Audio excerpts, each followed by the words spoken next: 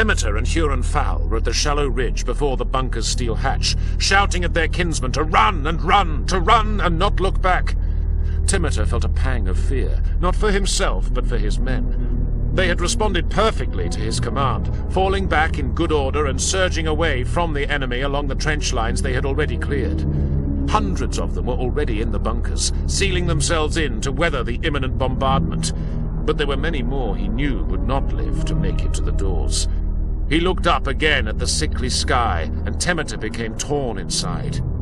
"Who betrayed us?" he asked himself, echoing the aged dreadnaught's question. "Why, in terror's name, why?" "Ulis!" barked the old warrior, stomping to his side. "Get in there! We have only a few seconds!" "No," he retorted. "My men first!"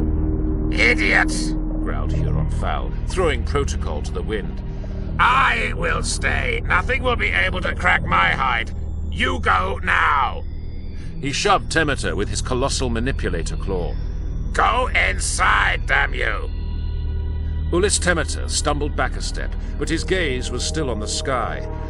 "No," he said, just as flickers of brilliant light turned the day a glittering white. At high altitudes overhead, the first wave of the virus warheads detonated in series, a wall of airbursts instantly unleashing a black rain of destruction. The viral clades, capable of hyper-fast mutational change and near exponential growth rates, feasted on native airborne bacteria. The thin, dark bloom of the death cloud rolled out over the coal city, just as the second wave fell.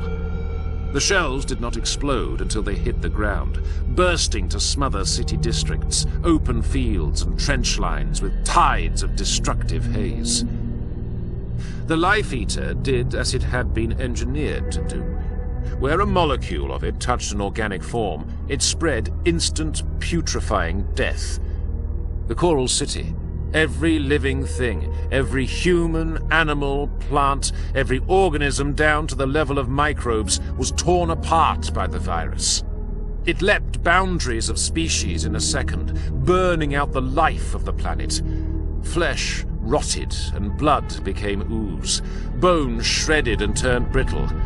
Istvanians and Astartes alike died screaming, united in death by the unstoppable germs. Temeter saw the warriors running towards him, dying on their feet.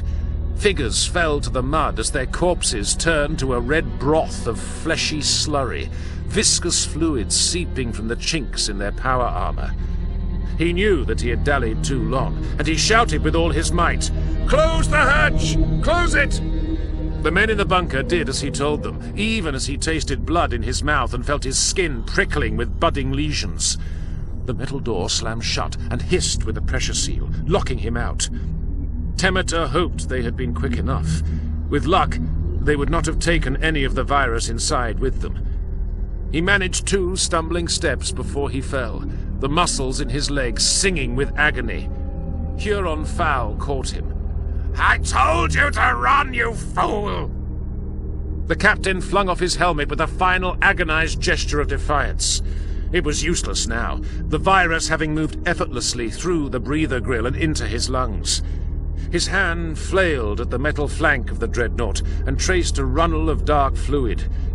Even through the pain, Temeter understood. There was a small fracture in the old warrior's ceramite casing, not enough to have slowed him on the battlefield, but more than the virus needed to reach inside the dreadnought's hull and savage the remnants of flesh inside. "You lied!" "Veteran's prerogative," came the reply. "We'll go together then, shall we?" Huron-Fowl asked, embracing Temeter's body to him, moving swiftly away from the bunker. It took every last effort from Temeter to nod. Blinded now, he could feel the tissues of his eyes burning and shriveling in his head, the soft meat of his lips and tongue dissolving. Huron-Fowl's systems were on the verge of shutdown as he stumbled to a safe distance, skidding to a halt. "This death," rasped the Voda. "This death is ours. We choose it. We deny you your victory." With a single burning nerve impulse, the mind of the warrior at the heart of the dreadnought uncoupled the governor controls on his compact fusion generator and let it overload.